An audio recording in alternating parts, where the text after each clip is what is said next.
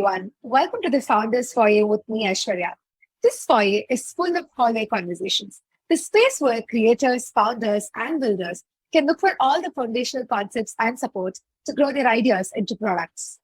Okay, so your product is now launched and it's out for customers to try.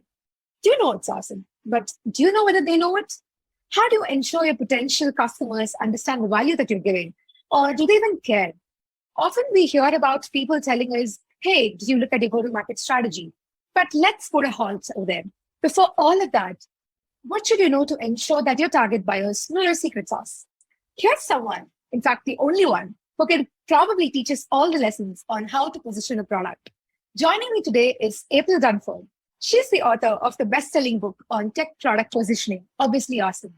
She's an executive consultant and speaker who's formerly led product sales and marketing teams across many startups, which are now bigger companies, as the VP of marketing. And she currently helps founders and tech companies make the complicated products super easy for their customers. Hey, April, thank you so much for joining me on the Founders Foyer. Super excited. Hey, well, thanks so much for having me. It's great to be here. Awesome. So let's start with something that most founders and builders often keep as an afterthought, but is super crucial, which is naming their product or the brand. So what is your approach to it, and how do you suggest that folks navigate this? And is there like a connection between the name and how it gets perceived in the market? There is a connection, but I kind of think about it this way. Like, I think the job of the name is to be a way that we communicate about the company. So the first job of the name should be, if I say the name to you, you go, okay, and I can remember it, put it into my search bar, and I get something.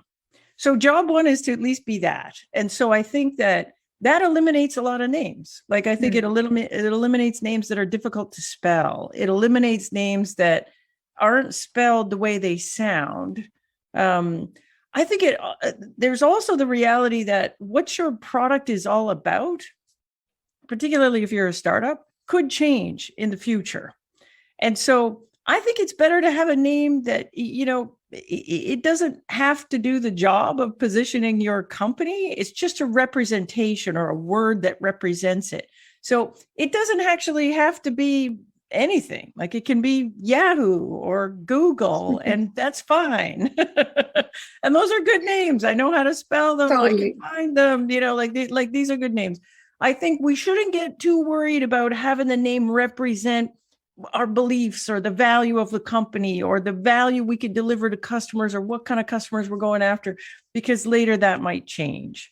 I do think, the SEO people here would say there's value in having, a .com. And a lot of people will come to me and complain, well, there's no good .coms left. And there's no way we could possibly find a shortish name with a .com. And I think that is utterly untrue. And I think you could call your company, ice cubes in a glass, or you could call your, like, I used to have a joke where I used to say, you can just take a word that represents something related to what you do. So let's say, you're some data analytics or data something tool. And so data is sort of your jam, and you just say data. Like, no matter what happens in the future, even if we change, data is still going to be fundamental to what we do. So data. And then we append that with the name of a cute little animal, like data. That's interesting. Puppy, right? Data kitten, data monkey. Oh, that's great. And so that used to be like, and if you look that up, these are not particularly hard names to get. Like, if you don't like cute fluffy animals, you could do a color, right? Like data red. Yeah, it sounds kind of good. Data orange. Great. You could probably get a .com for that. And, once I went to a trade show, and it was a trade show for people that do networking stuff. And there was a company there, and what they did was wide area network optimization software. So, wide area network's a WAN, and the name of the company was WAN Disco. And I was like, that's perfect. That's perfect. So so instead of, a fluffy animal or a color, we could do the name of a dance. And then we're Data disco, data cha-cha, data tango. They're the limitless possibilities. Data foxtrot. That actually sounds cool. Like, so, and I think so anyway. So, one, I don't think the name does not do the job of your messaging or your sales pitch or your positioning. The name is just a representation. So at a minimum, it should do no harm. It shouldn't stick you in a market bucket that you may want to get out of later. It should be easy to spell. It should be easy to find. There was a period where people were eliminating the vowels from words and using those. I think that was a bad phase for us. Totally. Yeah. And I think if you really want a .com, you can get one. I don't think it's utterly important to get a .com, but if you want one, I think you can get one. You just need to get creative. Yeah, no, I 100% over there. And I think you made a very interesting point in terms of choosing the name, because you're already dealing with, let's say you're dealing with a complex domain, and then why would you want to go and complicate the name further? So I guess those are I know, those are some great examples, and I had fun listening to that. In fact, what makes me more curious is how often folks attribute a lot to the name. And you made a very important point over there. Things are very dynamic. It could change. Right. 6 months down the line, you could have a pivoting. So obviously, how would you name the startup then? So I guess, makes sense. And it's I think people they overthink this. And I think it's better. It's actually better to keep the name somewhat generic. Again, you might be a database company or a data warehouse or something, but you could just say data, that's enough. And then let's stick data with something else. And these names are usually easy to get. But I think people overthink it. And customers don't. Customers are just once you become established in the market, you're just Yahoo. Nobody thinks about that word, and nobody thinks that's actually a really dumb name for a company. The other day I saw somebody tweeting, and they were talking about the publishing company called Penguin Random House, and you're like, how bad of a name is that? We don't even think about that. We don't even think about it. It's Penguin Random House. I never thought about how weird that is. In my mind, Penguin Random House. Why is it connected to books? But then, it's not connected to books at all, right? It's not at all. Yeah, no, absolutely. Absolutely. And I think, again, the more the story is going to get out, the more value you give. I think that's when people start remembering your name. That's when they start associating with. That's it. It's our job as marketing and salespeople. It's our job to make the name mean something.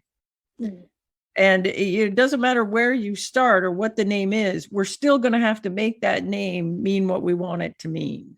And so we've still got that job. So you might as well start with something kind of simple, and then we'll work from there. Absolutely. Yeah, totally. So since we are talking about the whole trend and the whole domain category names into naming of a product, I think people often see a lot of trends. You yourself mentioned about the trade show and what's happening there. So how much of an importance is all of these trends when it comes into branding and getting it to name the product, or even in fact, getting the product story out? And should people often think about this trending factor to be a major thing for a product to be sold in the market? Yeah. Well, yeah, I mean, most of the time when we talk about trends, a characteristic of a trend is it's generally a short-term thing. Yeah. And so it has a beginning and an end. And so I think people have to be very careful over-aligning themselves with a trend. So I've seen examples of companies where their positioning is very, very rooted in a trend. And I think that's often becomes a problem at some point when the trend is not trendy anymore and it's on the downswing, and we're still very tightly tied to that. At the same time, I do think a trend, aligning yourself with the trend, can be very powerful in terms of helping sales answer the question, why now? Why should we do this right now? But I usually like to think of it as an additional layer on top of your positioning. So you can say, you know what, I sell a suite of database tools, and these database tools are amazing for helping IT managers manage everything they have to do with data, all in one set of tools that work nicely together. And that's my core positioning. And then you might say, well, you might start hearing in your sales calls that people are saying, well, we're not too worried about data and tools related to data right now because we're in the middle of a DevOps transformation. And so we're spending all our money on that. And you might decide, well, I need to have a story for how my stuff fits with this trend because otherwise no one's going to buy anything. Yeah. So I might say, well, you know what, like, in a DevOps transformation, data is actually critical. And what you're doing with data is critical. And here's why you need a nice integrated full suite of database tools to manage that. So the trend itself would not be the core of my positioning, but I'd have positioning, I'd have the trend, and I've got an intersection of those two things where I can tell a story that says, yeah, this stuff is important and this is why, but it's extra important right now because here's how it fits in with this DevOps transformation thing that you happen to be doing. Yeah, that's a great framework actually. And like putting it like a layer over the foundational problem that you're dealing with. And I think that's something. It's not just with the sales team or the marketing team. I guess on the whole, everybody on the product team, like the PMs, the designers, the marketers, the sales folks, I guess all of them rooted back to the fundamental core value that the product is giving and the problem it's solving. So I think, the framework really works in that case where you have to just tie it on with the timing, sort of bring in that immediacy into getting your purchase decision made right. That's right. Awesome. Yeah, that's great. Okay, so now over to what exactly is positioning? Because somebody who's new to positioning their brand in the market, how would you explain it from the anti-sense? As in, how do you give me examples of bad positioning and tell me, hey, this is exactly how you should learn positioning? Sure. So I have lots of examples of bad positioning from my own career as a marketer, but so generally, if our positioning, well, let's start with the definition of positioning. So positioning defines how our product is the best in the world at delivering some value for a really well-defined set of customers, right? That's what positioning is. So it defines who do we compete with? How are we different? What is the value that only we can deliver to clients? What kind of clients are the ones we're actually trying to target because they're a really good fit for our stuff? And what's the market category or what's the market we're going to win? Now, bad positioning usually results in customer confusion. And the way I used to judge this back when I was a vice president of marketing, I would get hired as the VP marketing. The whole team is like, great, new VP of marketing. Okay, your job is to go generate all kinds of leads so that we can make all kinds of revenue and go, go, go. And my worry was, well, I don't want to build campaigns and messaging and things on top of positioning that might potentially be weak. So let's figure that out first. So what I would do is in B2B, if I have a sales force, I would just wander over to sales and say, I just want to listen in on calls and see how things are going. And weak positioning sounds like this. The prospect gets on the call. You've got a sales rep who's very good, does a great job pitching it, but you can see there's this moment where the sales rep says, okay, here's what we're all about, and this is what we do, and this is why it's great. And they get a couple slides into it, and they're doing a good job, but the customer's like this, they're making this face like, and then they're like, can you just back up? Like, just back up and go back to the beginning and do it again. They're just like, something's not clicking. Or you'll get this thing where the customer will say, oh, yeah, I get it. You're just like Salesforce, but you're nothing like Salesforce. And then you're like, no, actually, we're not that. No, let's back up and start from the beginning. Or the worst one, this is the absolute worst one, is when the customer says, yeah, I get it. I don't get why anyone would pay for that. Like, I can just do that in Excel, or I could just hire an intern to do that. Why would I bother buying? What's the value? So you'll hear it in sales calls. So if you hear that, then there's some kind of disconnect between what your happy, enthusiastic, refer you all the time customers know that isn't clicking for a new prospect coming in and is in the first sales call going, I just don't get it. I just don't get it. So great positioning is kind of like the opposite of that. So great positioning is, the customer comes in The rep is doing the pitch and they're like, yeah, I know all that already. Shut up. Just tell me how much it costs. Like, shut up and take my money. Right. Like, it's a little bit like that. Like, what you'll get is this impatience in the sales meeting. Like, you're telling me stuff I already know, buddy. Can you just please stop telling me that? Because I already know. And like, we just want to get to, like, can we just skip to the last 3 slides on this? People think that's bad, but that's actually great. That's actually a sign that your marketing did its job. People are very, very well qualified. They understand what it is. They understand the value. They just want to get to the part where we negotiate the deal. And so this is perfect. So this is usually how I tell the difference between good and bad. So there's lots of examples in my own life. So, I worked for a company where we had this thing and it was the database. And it was, it was this revolutionary new kind of database. And it was designed by the 2 founders who were PhDs in database technology stuff. And they built this thing and it's a database.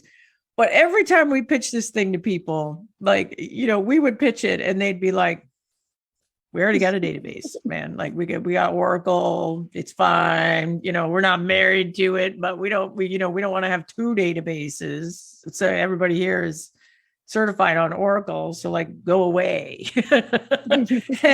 and then we finally landed a deal with a customer, and the thing that our database did really well was a certain kind of analytic query.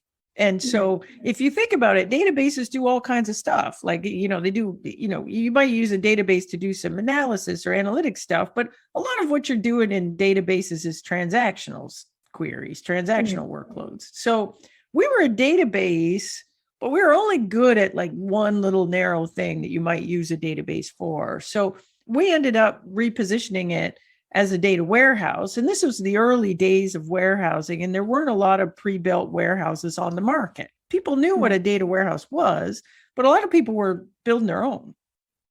And so we repositioned it as a data warehouse, and that positioning worked way better because a data warehouse only does analytic style queries. And people didn't have a data warehouse. So instead of saying, oh, database, I don't need one of those, I've already got one.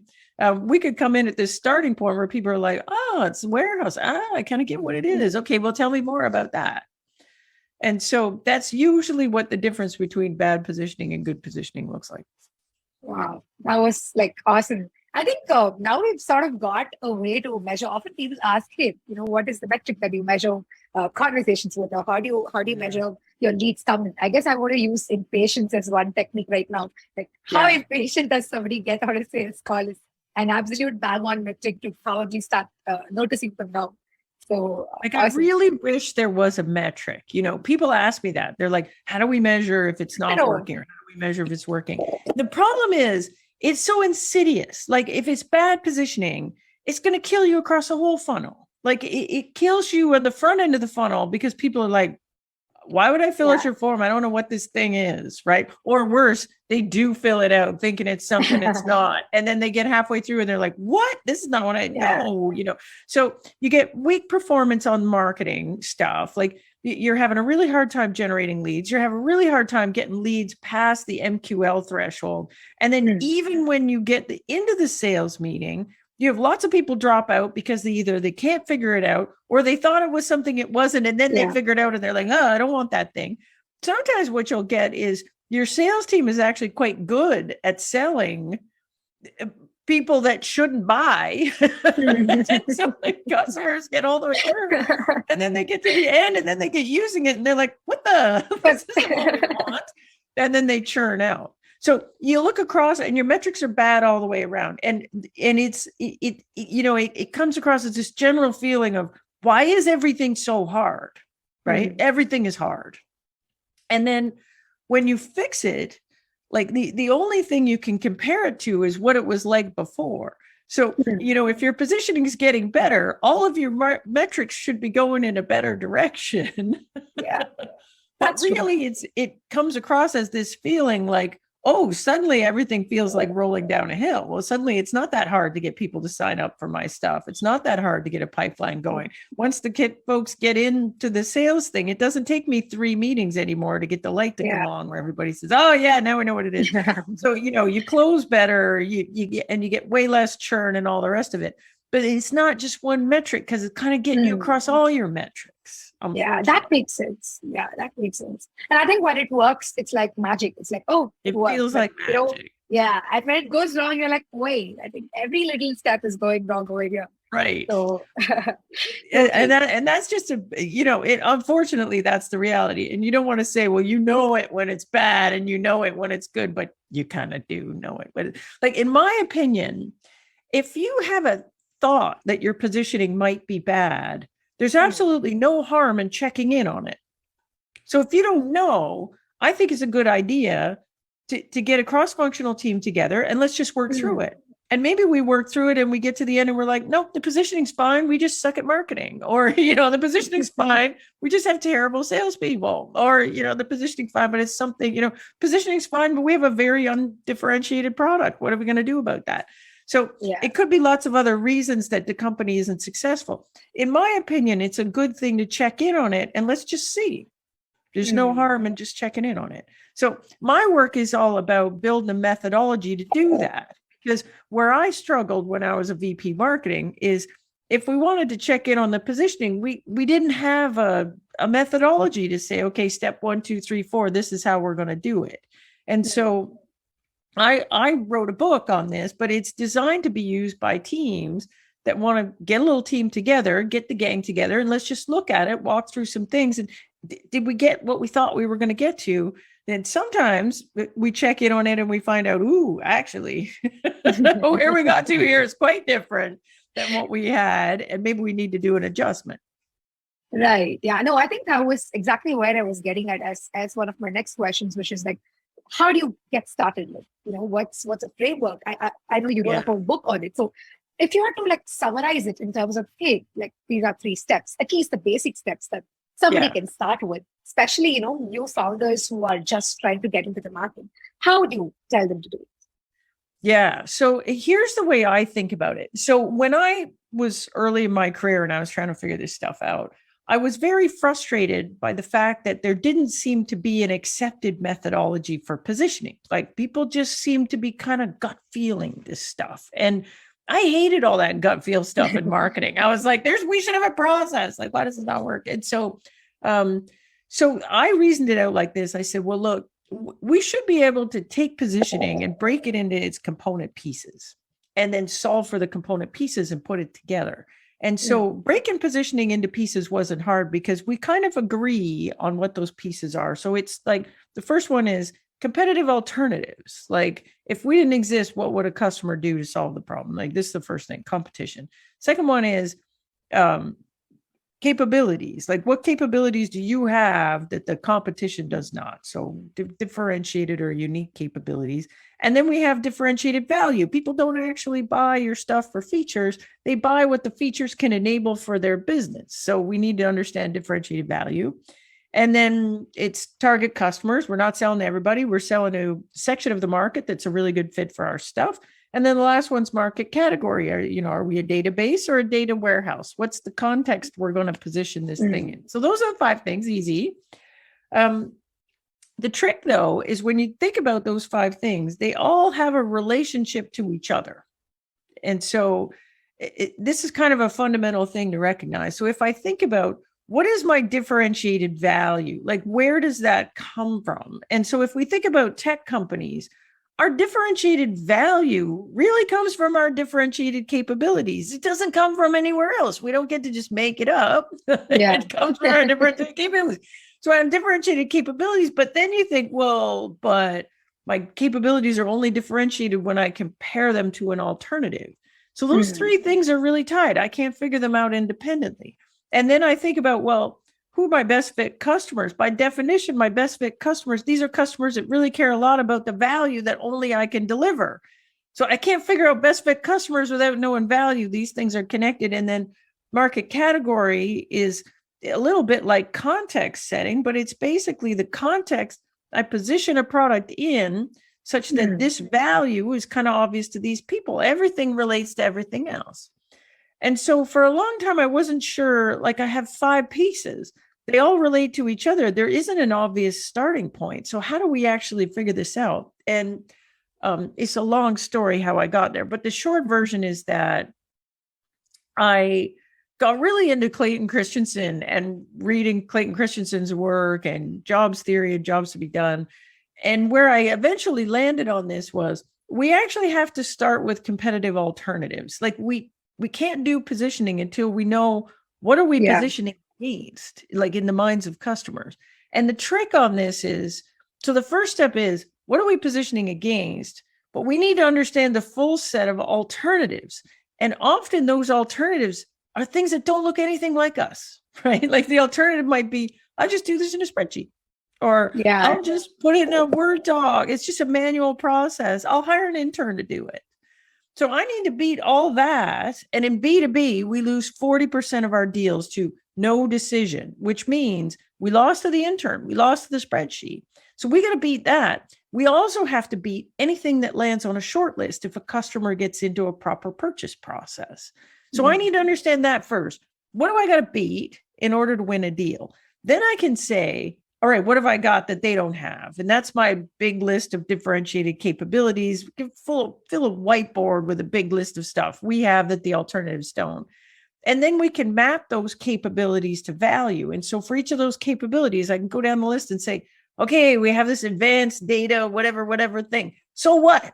Why does a customer care? What does it enable for a customer's business?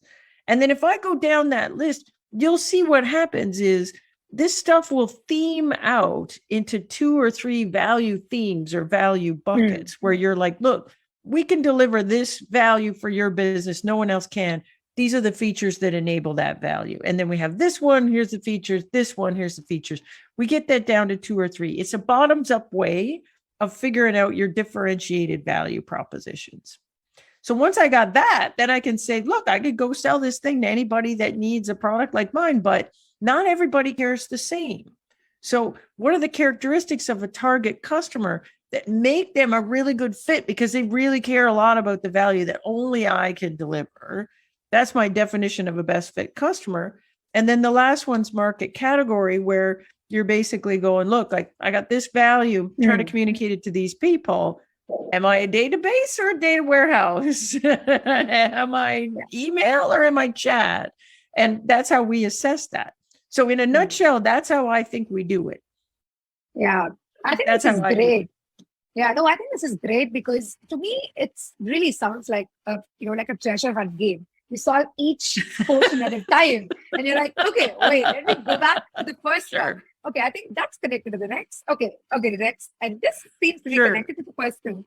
So if only it was as fun as a treasure hunt. It's often not as fun as a treasure hunt because when we're doing this, we cannot just do this alone in the marketing department. Like this is what the marketers want to do. They want to just do it alone in the marketing department.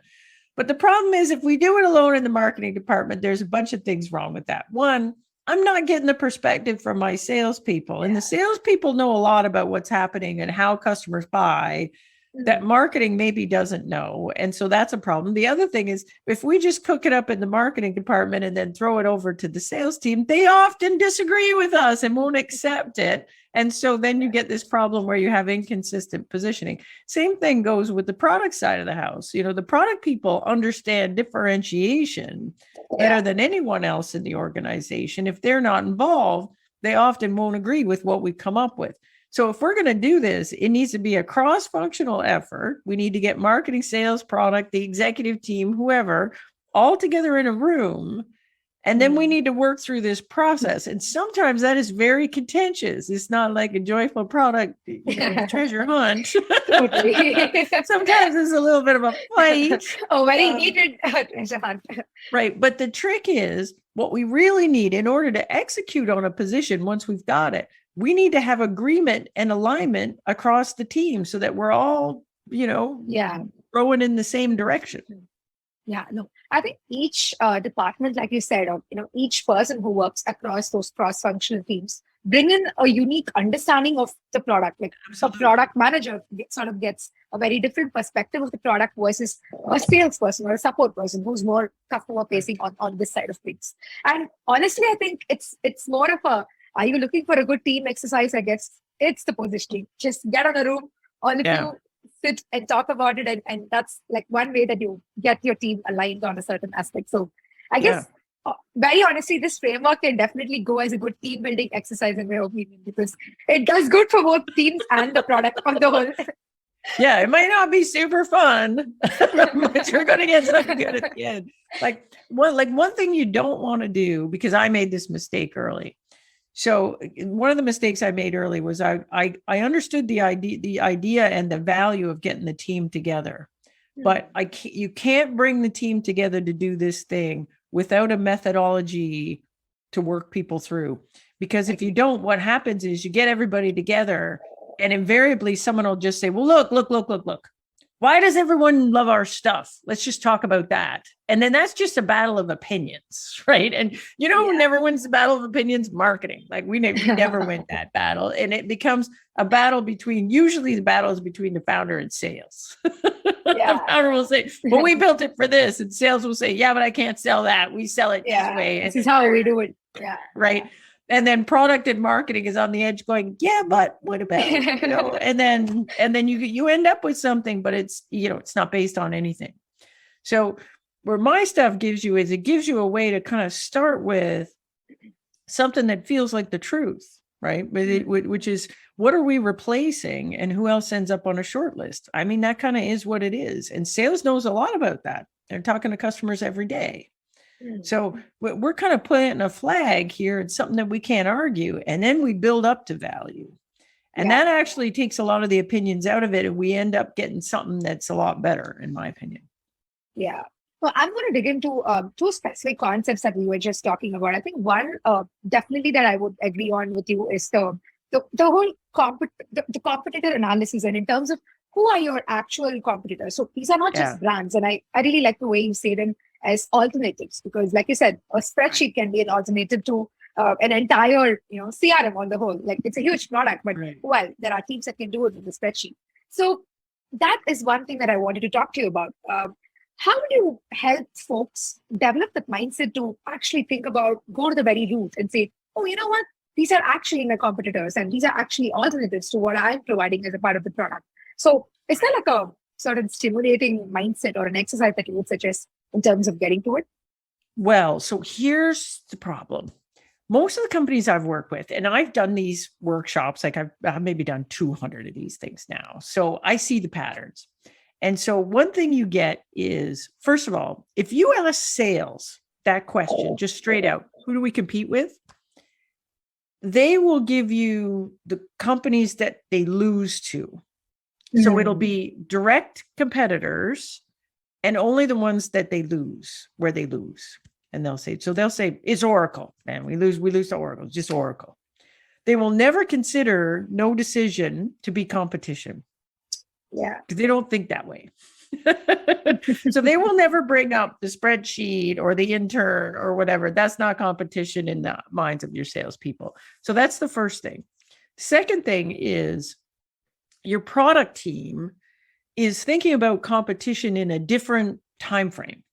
So they're thinking about roadmaps and they're often looking at a much broader set of competition than we actually see in sales deals. So they'll be thinking about, well, who's our competition 3 years from now? And there's these little guys and they say they're just like us and we got to worry about them because, we don't see them now in deals, but we might.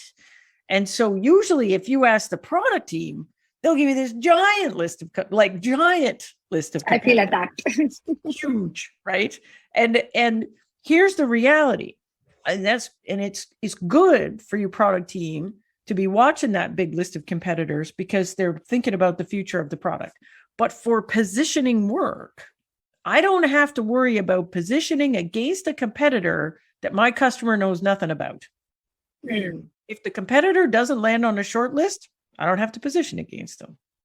So my job in positioning, my competitive set in positioning is smaller than what the product people think, but bigger than what the sales team thinks because they don't count status quo as a competitor. And this is part of the reason why we need to bring everybody together. The sales needs to hear that because they're like, oh, we don't lose to anybody. We just lose to like no decision. They just decided not to buy. And then you're like, Yeah, but they still had the problem. They're solving the problem in some other way. Yeah, So yeah, what is yeah. that? It's not like they're quiet about their problems. Whereas the product team also needs to hear, like, yes, that company does look like us. And yeah, they are maybe a horizon competitor. But until a customer starts putting them on a short list, from a positioning standpoint, I can ignore them completely until they start popping on my radar. And then maybe I'm going to have to adjust my positioning once they do. But 9 times out of 10, the horizon competitors never actually pop over the horizon to become competitors most of the Yeah. time. So Hmm. that's where everybody messes up that first step. They're not thinking enough about status quo, and they're treating anybody who we could compete with as actual competition instead of the subset that customers actually put on a short list. Once you get it like that, then it becomes quite clear how you need to be positioned. A lot of, I think, weak positioning or confusing positioning comes from companies trying to position against all kinds of things that they don't even really need to worry about, or they're completely ignoring the main competition, which is Excel, and not making a good job of why should we do this and not do it in Excel. Yeah. Yeah, totally. I think it boils down to Excel at the end of the day for most of the categories and most of the so much. Excel and interns. Like, I feel like my entire career I've been competing with Excel and Joey the intern. That's very specific, and yeah, no, I guess no, seriously, I guess it's a lot around how do you get the direction forward. And like I said, yeah, you can think about like a giant list of competition. And basically, I think we're so much prone to, especially for folks who are on Twitter, on LinkedIn, and all of those social platforms, we're just so much used to finding, hey, looks like this is a new product. Let me just go check what they are doing. And you're like, oh, wait, they're almost doing the same thing as what I'm doing. So often we go into the rabbit holes, the good ones and the bad ones, and we sort of get the whole angle towards what's the next best product to chase, right? So-called competitor list to grow. But I guess at the end of the day, it boils down to, like you said, getting to the very basic of, is this too well with a notebook and a paper and a pen? Well, right. Then that's the competition. So this is why we really need sales in this conversation, because sales will come in and we'll say, you ever see those guys in a deal? Nope. Okay, we can ignore them. Great. Off the list. Easy check.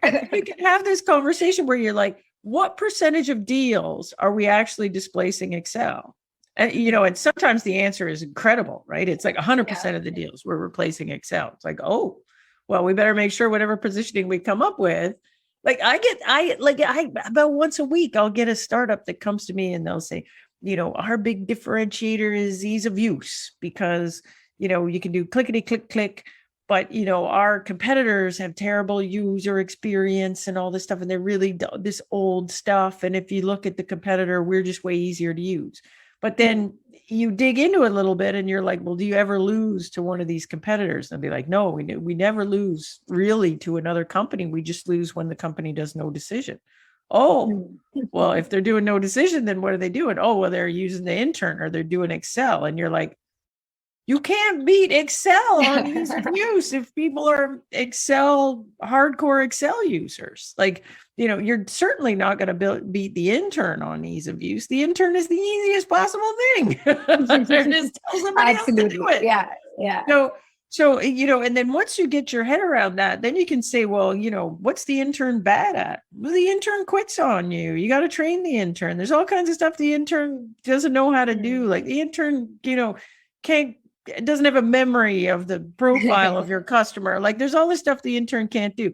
There's all kinds of fancy things you can't do in Excel that you could do with a good software product. But the first thing is you got to realize, well, this is what I'm competing with so that I can work that into my positioning. Yeah, you got to realize the tone in which you're supposed to pitch your product. Like, like I had a friend of mine was running a company, and it was small business accounting.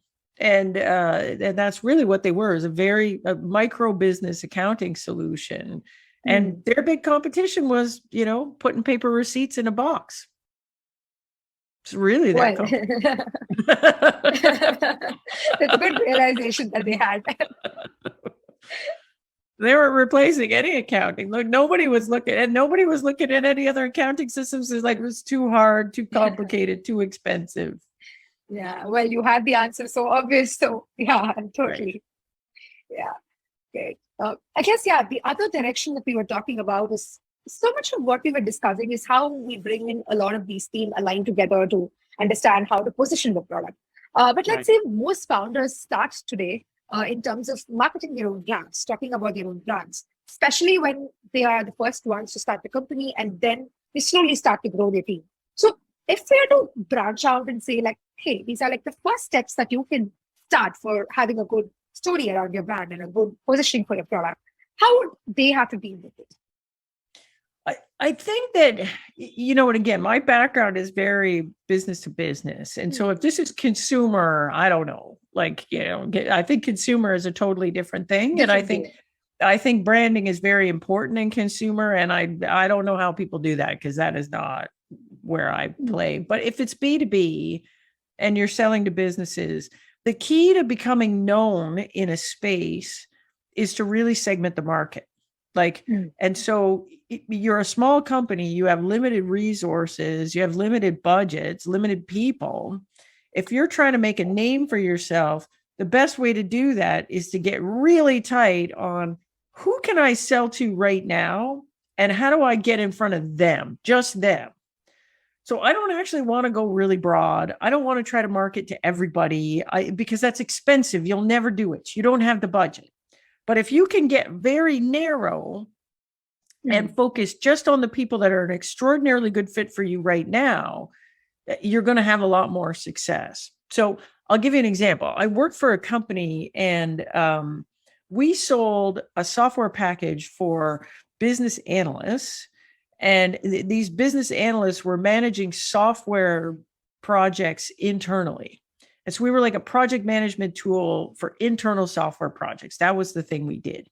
And so at the beginning, when I arrived, if you looked at the marketing, like they were just trying to market to every company bigger than a certain size, but it was just like a huge addressable market. And, and we didn't really have a good idea of who was a really good fit for our stuff and who wasn't. So we did a bit of an analysis of the customer base that we already had. And then we did a whole bunch of customer interviews where we went in and said, look, like, what were you using before? And then why did you come off that? And then who was on your short list? And then why did you pick us? And what we discovered was that the companies were picking us because we had a set of features that made it particularly easy to manage an internal software project if you had remote teams. Okay. And so if you had a lot of stuff across teams that were remote, and we knew that was one of our differentiators, but we had a lot of other differentiators too that were good for doing other things. But but what we didn't know was that this one was the thing that was actually winning. So once we understood that, then we said, all right, well, that's our value. Our value is we make it super streamlined to manage a project when you've got remote teams. And the next question is, well, who cares a lot about that? Like, what kind of company is very likely to have internal software project management with remote teams? Well, it turned out there's kind of two buckets. So one is companies that outsource a lot of their development offshore. So there's companies that are outsourcing to, companies in other countries.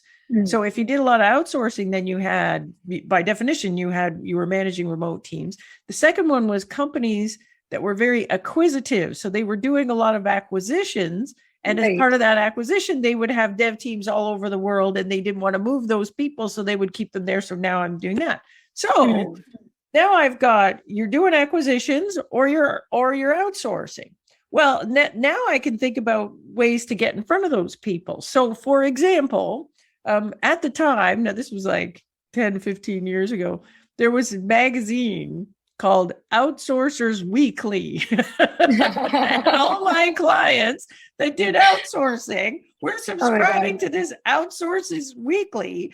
And I started buying a full page ad in that thing, which was super cheap because nobody advertised in this thing, and drove a whole lot of pipeline with that and started to establish us as a brand there because, there was this very narrow set of things. The other one was folks doing acquisitions. So we would go to places like, there were particular trade shows, and sometimes there would be a track on doing acquisitions and how to manage the transition through an acquisition, and what are you doing with, particularly with the remote development teams and things like that. And so we had this marketing really focused in on those events where those people would go and whatever to establish the brand. And so that worked fairly well because we weren't trying to establish the brand for everywhere, for everybody. We were just trying to establish it in these two segments, and that was it. It's nice to see how figuring out what your actual differentiator is feeds back into finding who your actual audience is, and vice versa. Like, sort of acts like a loop, like you get one side and you get the other one better. And those are like very practical examples to understand, because like you said, we often start with everybody's my audience, but slowly you go on to see, oh, well, I sort of it will literally kill you. Like in B2B marketing, it will kill you. Like that kind of thinking is just a recipe for terrible marketing. And all of the great marketing I've done it has come from some insight where we've said, we're not actually selling to everybody. We're just selling to investment banks. And we're like, if I'm just selling to investment banks, I do completely different tactics than if you say, I'm selling to anybody big enterprise. Like I had a client once that sold this particular content management marketing suite. And when we looked at their current install base, it turned out that every one of their customers was a new user of a big marketing automation suite. So they had recently purchased Marketo or Eloqua. And so, and in particular, and the majority of them was Eloqua at the time. And so easy, right? So how do I find, people that have just purchased Eloqua? Well, I can buy a great big booth at the Eloqua conference, and everybody comes and they're all brand new Eloqua people. I could do a partnership with Eloqua and do joint marketing stuff with Eloqua. I could hire the former head of sales for Eloqua's number one installer and have them come work for us and then go sell to the same clients, which we actually did. Like there's a lot of things you could do to get really specific. But if I was, before that, the company was like, well, we're selling to marketing teams with more than 4 people that have an investment in content. Well, that's everybody. That's everybody. True. Yeah. And so though the marketing was really inefficient and ineffective, the minute we realized, well, what we really want to do is have companies that are brand new to Eloqua and then market to them because we're a perfect fit, all of a sudden, like everything we touched turned to gold after that. Yeah. Just find that one spark to get you into the right direction. Absolutely. Right. Yeah. I think one of the last things that I would really love your take on is you always talk about how the brand, the product as a whole should be understood by the audience, which falls back to the teams that's doing the positioning, which means they communicate about the brand in public, very, very simple words and not very jargons that's involved. So what are some tips that, you would advise? Like, are there things that one should avoid, things that one should include, as long as your communication is simple? Yeah. Like the most common mistake that I see when it comes to communicating company value or product value is we're too focused on features and not enough focus on value or what the so what of the features. And so this is particularly hard when you have a quite technical product and you're selling to rather technical buyers. So let's say you've got things that you're selling to the IT department, or you're selling to developers or people that are really, really technical. And the reason this is difficult is because in our normal life, particularly with consumer technology, we've been trained by companies to do the translation from feature to value in our head. So we know if you advertise a phone, like we know that more megapixels on the camera is better. So if you say we got a 59 megapixel camera, you're like, ooh, that's good. We know that, right? We know it. We know that more megapixels is better. And we know what better means. Like we know it's a sharper picture. We know it looks good when it zooms, all that stuff. We've been taught that. But if you sell a product to your market and say, I have the multiplex, whatever, triple threaded, blah, blah, blah analysis. Maybe they don't know why that's important. Maybe they don't know, what that's good for. And you're going to have to explicitly state it. And so I think we over rotate on talking about features and under rotate on, look, this is going to enable you to get to market faster. That's why you care, right? Or this is going to help you save money because of XYZ. This is why you care. How do we do that? Oh, we got the triple multiplexer doodad thing. That's how we do it. No one else has it. We got a patent on it. That's why we can do it and no one else can do it. But that's the how. It's not the why you want to buy. And so I think the concept of value is a hard concept, even for marketers to figure out. I think startups really struggle with getting really clear on, I've got this set of features, but so what? Like, what is the impact that my product has to the company's business? And that's what we want to communicate around. Customer doesn't actually care about how that gets done. Yeah. It sort of plays a lot with motivation as well. Like, why would somebody be motivated by a product? What are their inner things that they're looking forward to on your product? Like, is it something, like you said, in terms of saving time or saving cost? Is it something because they like being on a social circle with friends? Is it helping that? Is it helping anything that they have as an inner motivation? So totally. And I think, a lot of us talk around the what, but the why is the hardcore truth over there. And that's where it connects to the what and how. Absolutely. Thank you so much, April. I think this whole episode was so much fun for me in terms of I laughed as much as I learned. So it was super fun with all the examples that you shared. And I think it was a great journey down the lane with a lot of clients that you worked and the examples that you brought with. And I think even the listeners today would take a lot of understanding around how to position their product and at least learn the basics of what positioning really actually means. So thank you so much for sharing all of this with me and with listeners. Okay. Well, thanks so much for having me. This has been great.